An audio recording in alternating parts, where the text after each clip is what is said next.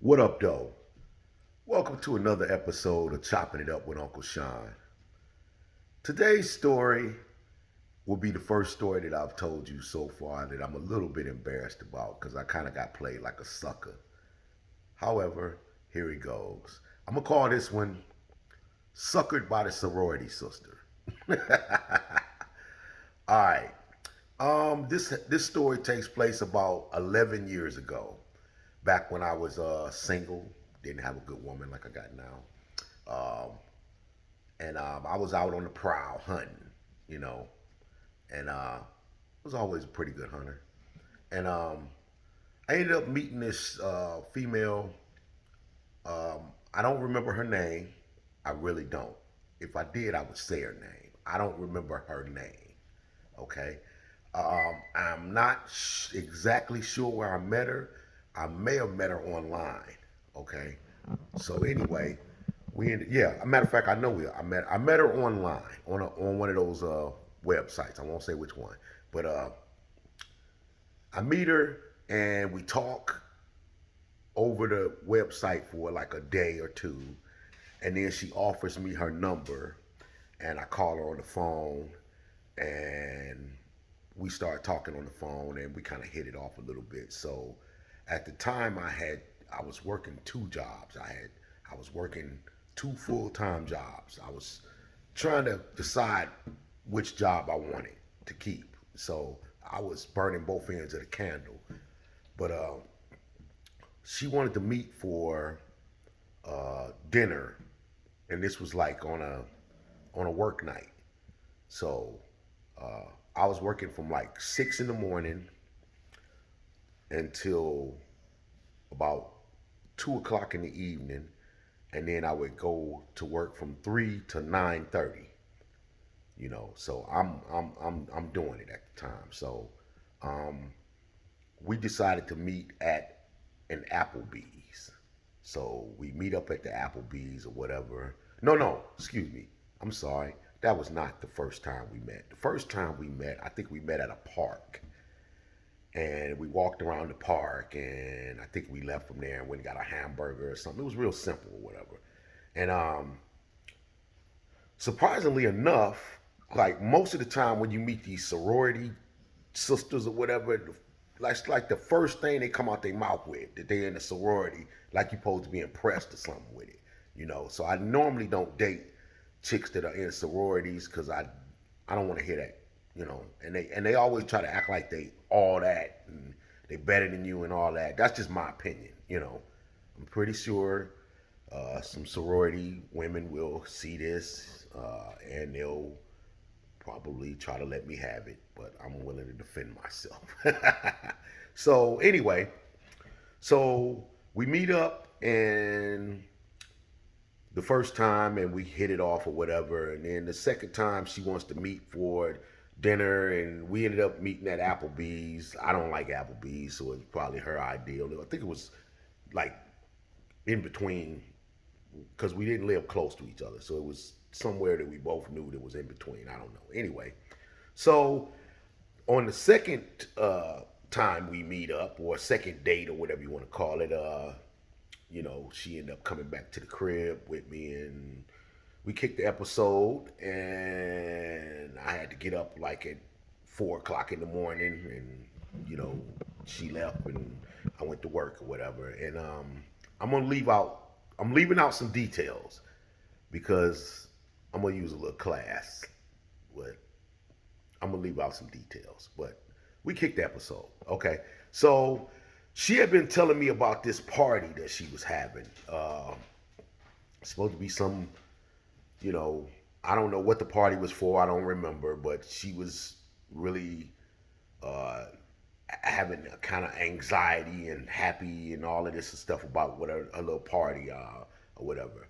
Now she lived in a place in Ann Arbor, Michigan. Had a nice house and everything, and so she asked me could I help her with the party or whatever, because I did mention that I'm quite a good grillsman. I'm a grill master. I'm a master on the barbecue grill. So she asked me, could you could you grill my food for me and whatever? I'm like, okay, cool. So then she wants me to come over the night before and spend the night with her. And I declined. And I told her, I said, look, I got to pick my son up early in the morning. Uh, and I don't want to have to drive all the way to your house, you know, and then drive all the way back to pick him up and then all the way back up to your house, you know. But like I say, she's a sorority chick. So she's used to, or I guess she thinks she's supposed to always get her way. So she was a little pissed off that I wouldn't spend the night over her house the night before her party. I guess she wanted me to, and now that I'm looking back on it, I guess she wanted a live-in servant because what ended up happening was, okay, so the party was on a Saturday, so she was like, well, could you be out my house, as early as possible, whatever. And mind you, this is my first time going to her house. Okay, so early that Saturday morning, I go and pick my son up, and then I go to the meat market and I pick up a case of these nice beef kielbasa. I buy a whole case of them. I get in the car, drive out to Ann Arbor, which is I had a nice little drive from where I was living at the time, and I say about a half, 25-minute drive or whatever, 25, 30 minutes, whatever. So I get out to her house. She has a nice house. And when I get to the door, I got the case in my hand, and she's got an attitude already. Okay. So I come in, she, greets my son, and she doesn't really, greet me all that well. It was like, there was some funk in there immediately. So I'm like, hey, I bought these sausages or whatever. And she kind of looks at the sausages like, that's all you bought, kind of like that. And also, I bought some liquor too. Some beer. I think it was a case of beer that I bought. Case of good beer.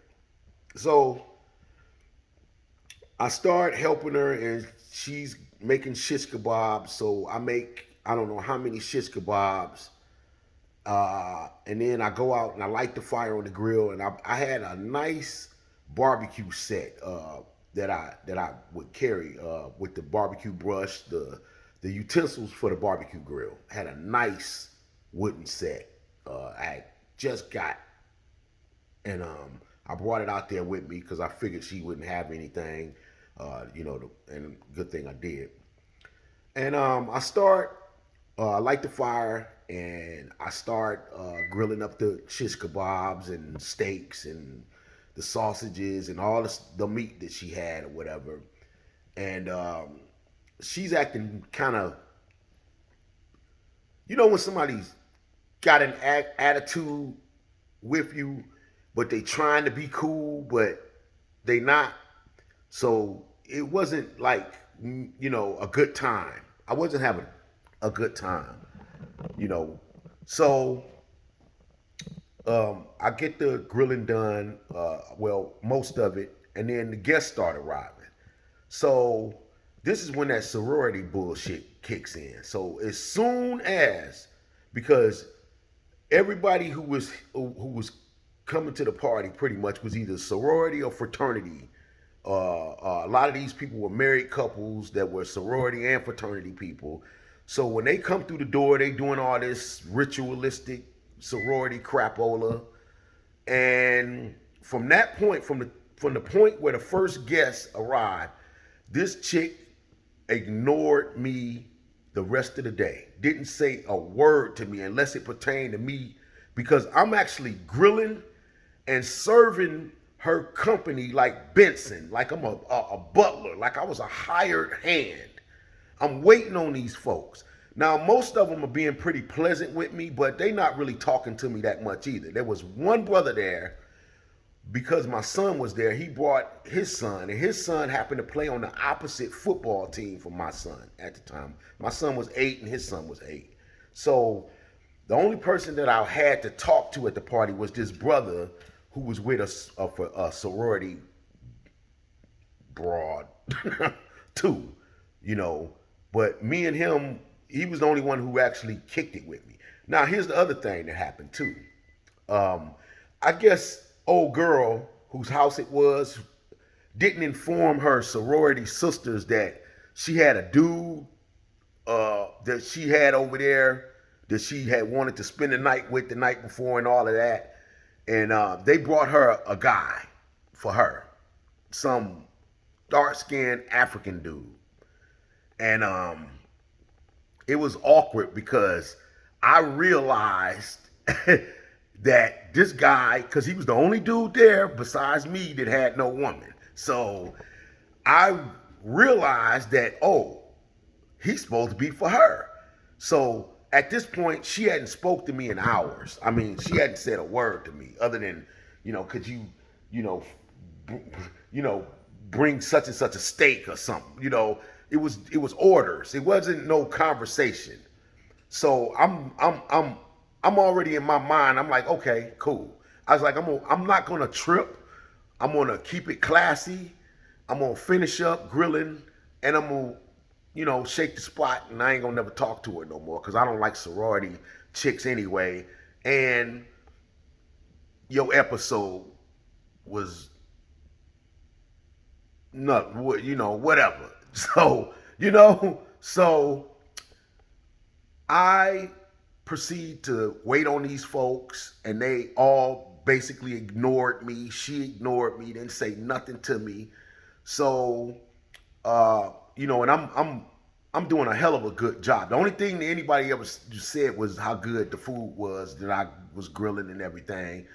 So, I'm sitting up there and I'm getting my buzz on too. I'm trying to drink all her shit up. I'm eating up food. So people start leaving. It starts getting a little late in the evening or whatever. People start leaving. She's in the kitchen with a bunch of these sorority broads, and they, talking that crap. And I'm still trying to be nice. So I go in there and I'm like, hey, you want me to take out the trash? Nah, you don't have to do nothing. And she really being nasty, and I really don't understand where this is coming from. You know what I'm saying? So I'm like, okay, cool, whatever. And I know for a fact that her guest had to notice that she, didn't talk to me, none during this whole evening, and now she's being talking to me real short and nasty. And I hadn't done anything to this broad. So I was like, okay, cool. So, me, I'm not, I start packing up food. I was like, okay, well, this bitch want to act like this. I was like, okay, cool. So I packed up as much food as I could carry. And I told my son, I said, come on, let's go, So, and there were some other things that happened, but I ain't gonna go into that. Okay. But I packed up the food, and I take the food and my son out to the car. She don't even say, like, she think I'm leaving. She doesn't say goodbye. She doesn't say thank you, nothing. So I take the food to the car, and I put my son in the car, and I'm like, you know what? I'm not gonna let this slide because my spirit wouldn't let me do it. So after I put the food and my son in the car, I tell him to hold tight, and I go back up to the door and I ring the doorbell. She comes to the door, and there's about maybe 8 guests still left in there, maybe 8 to 10 guests still in there. And she comes to the door, and I cuss her motherfucking ass out. When I say I cussed her out, I don't think I've ever cussed somebody out that completely and good in my whole life. I let her have it. When I say I let her have it, I let her have it. And I was loud, and I made sure everybody in the motherfucking house heard me. And I cussed this broad out, and she stood up there with her mouth open, and tears started rolling down her eyes, and I cussed. I mean, I gave her a good one. When I say a good one, I cussed her motherfucking ass out. For real, for real, for real. And then I turned around, and I slammed the door, grabbed the door, boom, slammed that motherfucking door, and I got in my car, and I drove home, and I felt good. I ain't gonna lie, I felt good, because she used me for my barbecue skills. Yeah, had me waiting on her sorority and fraternity punk ass friends, didn't talk to me. You know what I'm saying? And if she'd have been, look, at any point she could have been like, hey, they got a dude here for me, you know, whatever. I'd have been like, okay, cool, whatever, you know. But hey, she played it the way she wanted to play it. But to this day, I don't like sorority people. I don't like them. I don't like them frat brothers. I don't like none of that shit, you know. And when I got home, she sent me this long text like, nobody's ever talked to me like that before and all this old bullshit.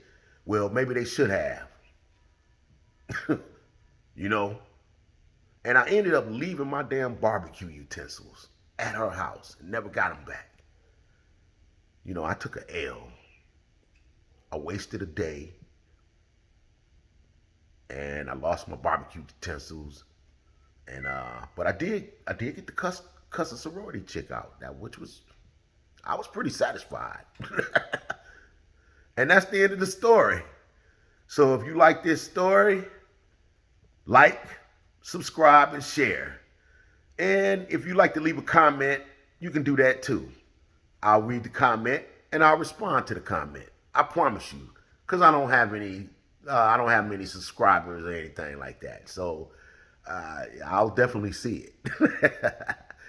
This has been your boy, Uncle Chon. Enjoy your day.